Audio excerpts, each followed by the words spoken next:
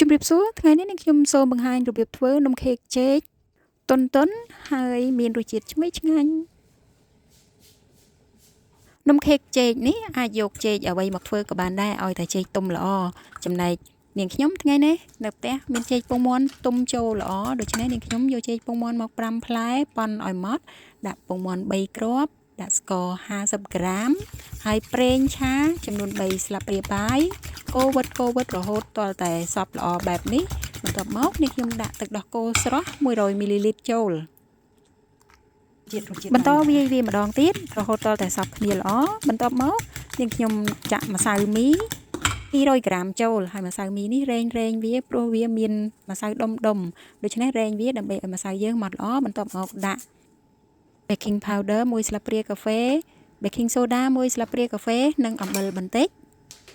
បន្ទាប់មកនាងខ្ញុំបន្ថែមម្សៅកាកាវចូលថែមទៀតដើម្បីឲ្យវាកាន់តែឈ្ងុយនៅពេលដែលវាយរួចរាល់អស់ហើយនាងខ្ញុំបន្ថែមគ្រាប់សូកូឡាទូចនេះថែមទៀតដែលគេហៅថា chocolate chip ហើយកូររហូតដល់តែសព្វបន្ទាប់មកដល់ពេលចាក់នៅក្នុងពុម្ពយកទៅដុតហើយ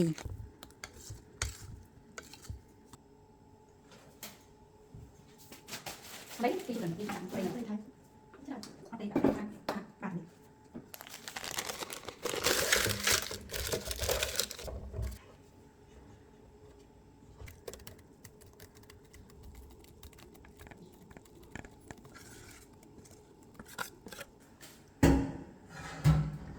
ដាក់ដុតនៅក្នុងម៉ាស៊ីនដុតនំនាងខ្ញុំដាក់កម្ដៅ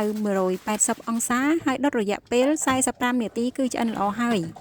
ពេលបើកមើលឃើញថានំរបស់នាងខ្ញុំឡើងល្អហើយគឺឈ្ងុយឈ្ងប់ពេញផ្ទះតែម្ដង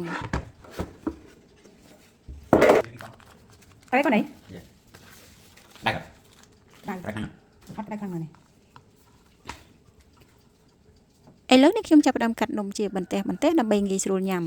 ហើយនៅពេលដែលកាត់គឺវារាងក្តៅដៃបន្តិចប៉ុន្តែគឺនំទន់ល្មើយតែម្ដងសូមអរគុណសម្រាប់ការទស្សនាវីដេអូរបស់នាងខ្ញុំតាំងពីដើមរហូតដល់ចប់